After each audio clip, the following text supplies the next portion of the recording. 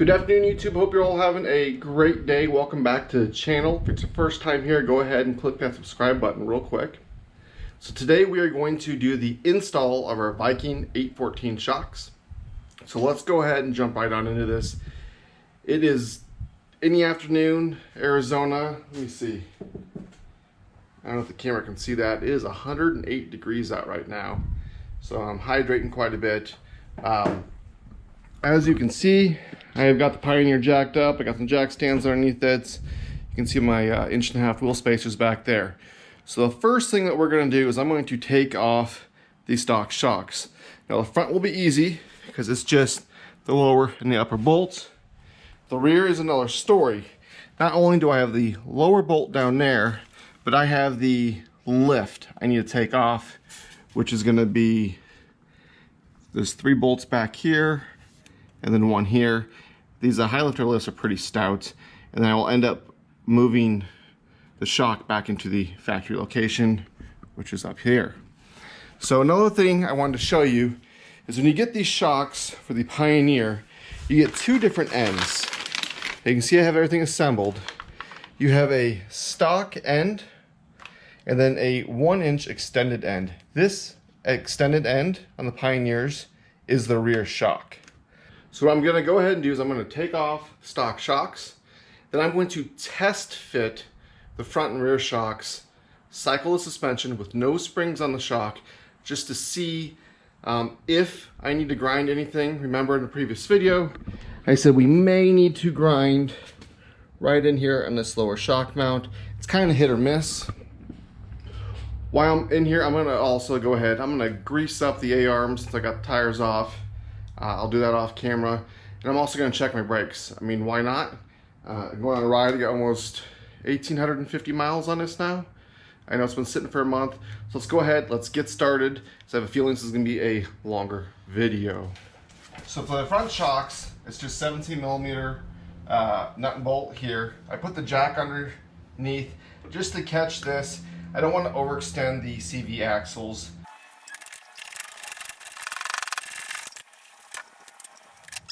Now, if you remember from the last video, you're going to have your adjustment knobs down. I have them turned all the way to the left, so there's no rebound or compression on it. It's always zeroed out. Go ahead and put the bushings in. I'm just going to slide this in, just like that. Okay, so I have the top bolt in, but the bottom bolt was not in, and let me show you why. If you look, the shock body is actually just hitting, which is stopping the bolt. It's coming in on an angle. So I'm going to have to, before I can get this on, clearance this area just a little bit with the flapper wheel. So let me go ahead and get that done, and let's see if we can get it on there. Alright, so I think I got it set. So what I did, I took this battery operated grinder with an 80 grit flapper wheel. It was new, I had one laying around, and I went up and I ground, I mean we're talking not even 60 seconds, 90 seconds with the grinding for both of them. I took very little off, but let's go ahead and test fit it. There we go. So let's go ahead and cycle this. And we're good on the back side. So this front one is good. Like I said, 60 to 90 seconds of a flapper wheel. It's 80 grit sandpaper. I'm going to go ahead, I'm going to get the lift and the shock off the rear. Let's go ahead and get that one done. Then I will rattle can this little black spray paint to keep some corrosion off of these. Being that's 108 degrees out, it's going to dry pretty quick. And then we will finish assembling the shock with some anti-seize. We'll put the locks on here with the spring, and we'll get it set, and then we'll start on the other side. So let's get to the rear. Okay, so I got the OEM shock off. So you're taking the rear shock. Remember, you got the extension on the top. You gotta put your bushing in, and then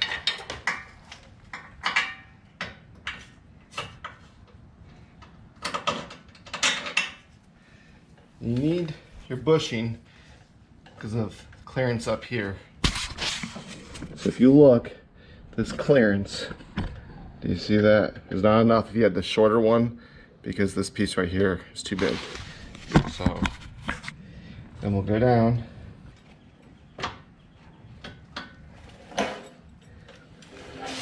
And let me show you. This is the same. It is hitting right back there at full droop. Now we're never going to be at full droop, so let's see if I can get it in. So it's in right there. Okay, so I've got all the stock shocks off. I've got the high lifter off of the rear. I have the fronts ground down on both sides. I did some paint on there, done 2 or 3 coats, just so it's a little bit thicker. It's not going to be as thick as the powder coating, but it's just good. The backs did not need to be ground, but I ended up grinding them just a little bit out of worry. They cleared by about 1/16 of an inch, so I took maybe a 1/16, maybe an 1/8 off. So front and rears you could probably get by. So this is what it looks like now. So you can see I ground just that little area there. So now it's time to assemble the shocks. So when you get the shocks, it says right here, put some anti-seize on there. Let me put some gloves on, because I don't like the anti-seize on my hands. Now I have 2 different types of anti-seize. I have a high temperature copper based anti-seize, and then I've got this, which is going to be a silver for aluminum. So when you put these on, if you look, there's a ridge, and from my understanding, the ridge goes up. So we'll take the bushings out, and I'm just gonna start and thread this all the way down about halfway. I'm gonna start putting some anti-seize. The key is you don't want it to start going through mud, water, whatever. You don't want to seize up, because aluminum will start to corrode and it'll eventually bind.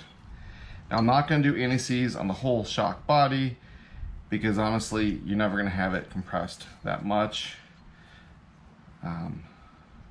So this is the rear shock because of that. So now we'll just keep going. You can be pretty liberal with this stuff. It's not going to hurt it. You can always wipe it off. You should use gloves though. So I'm going to put just a little bit more. A little higher up, so you guys see what I'm doing here.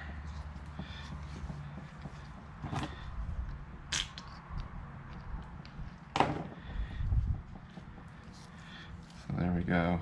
Should be good. Next one, you're gonna have the top one, and this is where the spring is gonna sit. So after you get that on,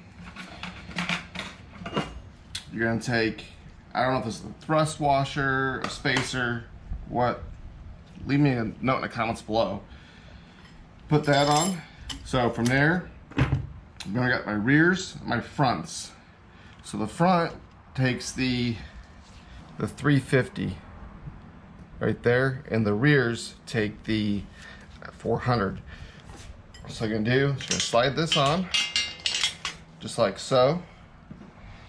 You take this cap, it's gonna go like this, and you can actually just kind of compress it. Let's see. So then you'll end up actually tightening these up down here, and that's how you're gonna set your ride height. And that's all it really holds this in.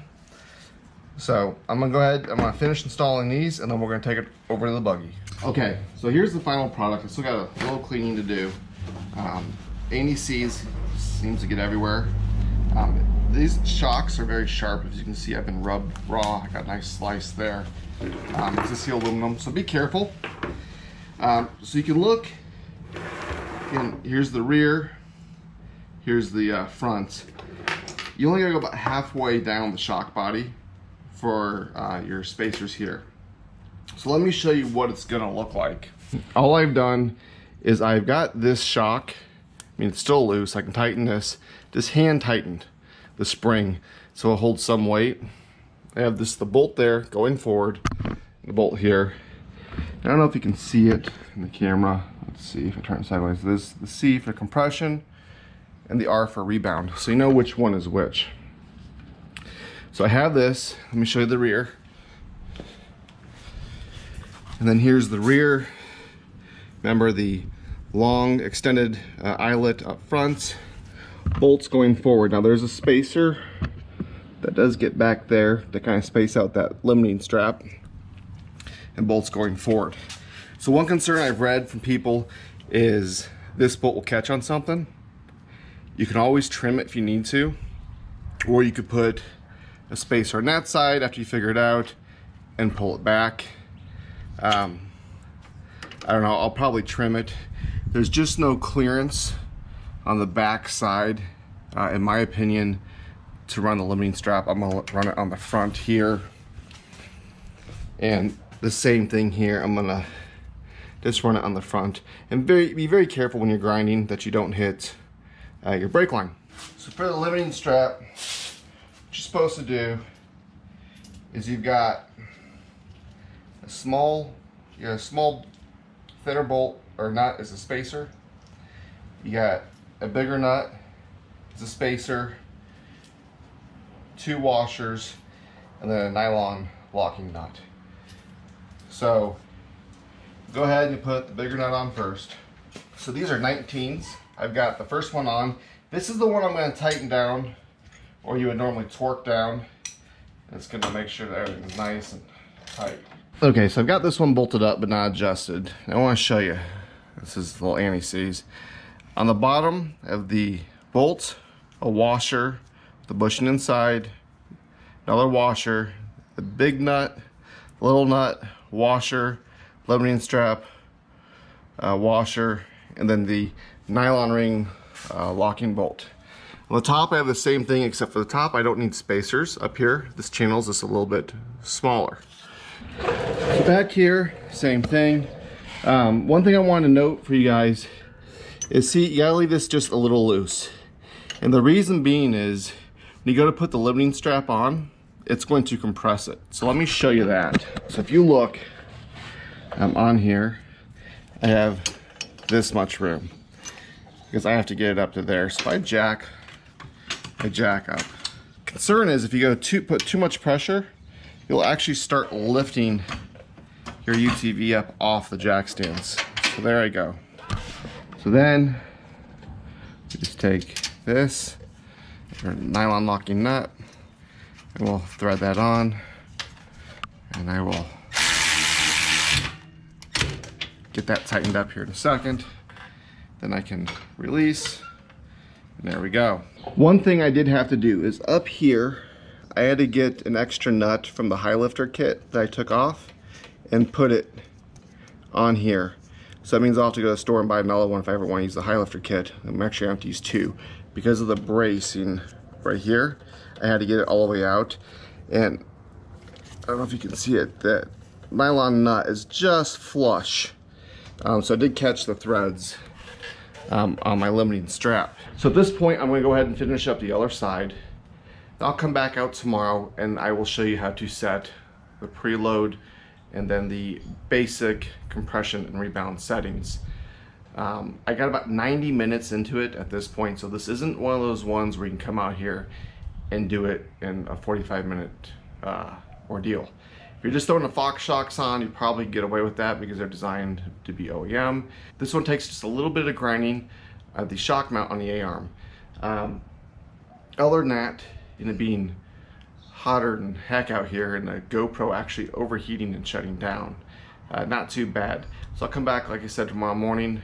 I will get the tires back on tonight, and then we're going to go ahead and we're going to adjust the ride height. So hang tight and I'll finish this up in the morning. Well, it is a new day, day 2 of our install, the Honda Pioneer 814 Viking shocks. So it is still warm out, but not as bad as yesterday. And it is 6:22 in the morning and 89 degrees out. So last night I went ahead and I finished up. I got the wheels on, I got torqued, I got all the shocks on, all the way around.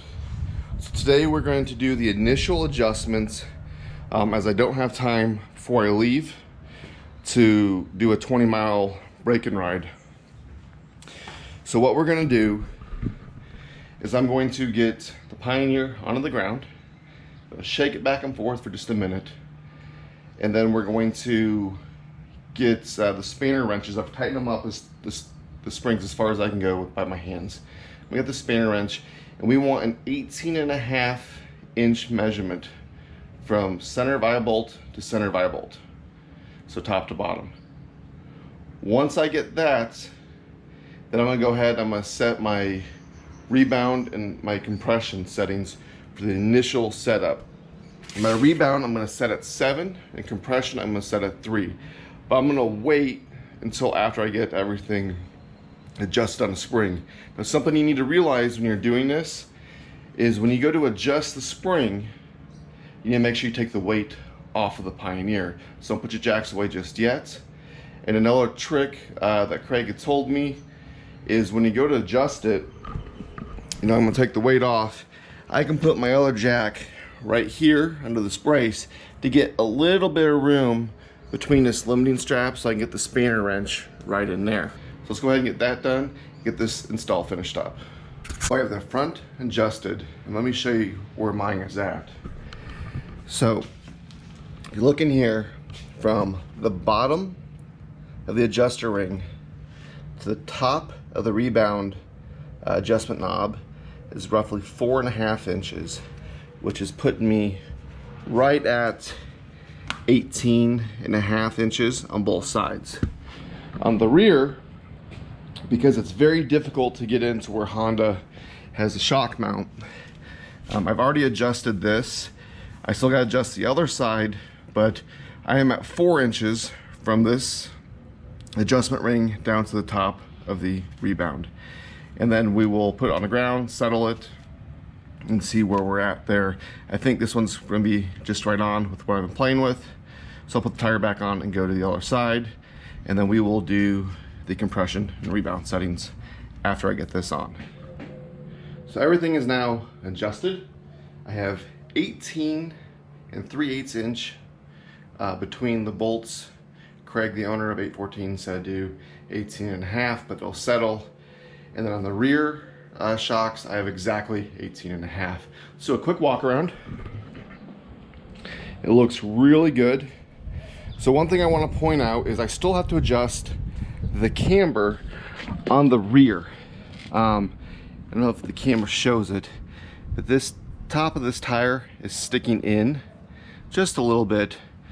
So I will, after this trip and everything's dialed in on the shocks, adjust the camber so that they are vertical. And the reason I'll do that is once I put some weight in there, it's going to do that again. Another thing to do while you're in here, if you have the Super ATV arms, make sure your jam nuts are tight. I had all of them I went through and tightened, and I think 2 of them I got about 1/8 of a turn on. The deal is if this jam nut's loose, even though this is threaded in, as you'll get the lateral forces, you could strip the threads out. So that's a very important piece there. On the compression and rebound, let me show you that real quick. So I showed you the knobs here. So I set 3 on compression. If you go counterclockwise, it's all the way zeroed out. And then I just clicked 3 turns. And it doesn't take much, just so you know. And then a rebound, I'm on 7. So the only thing I have left to do now is take it for a quick test drive and see how it goes from there. And then after about 20 miles, I will check the springs. It should have settled to around 18 inches bolt to bolt. And then I will start playing with the compression and rebound. The way Craig explained to do it was let everything settle after about 20 miles. And then just go for a ride. Take your compression on the front shocks only and click it up 2 notches. Drive a mile, 2, 3 miles, click it up 2 more notches, and keep going till you find out that it's too stiff. Then go back 2 or 4 notches wherever you find that you liked. And then do the rear. Do the front half first and then the rear, because you'll find that they're not going to be the same. So the only thing I've left to do is take it out for a quick ride. Then I have to load it up on the trailer because I am leaving in the morning. So don't forget to click like, subscribe. Thanks for watching, and until next time.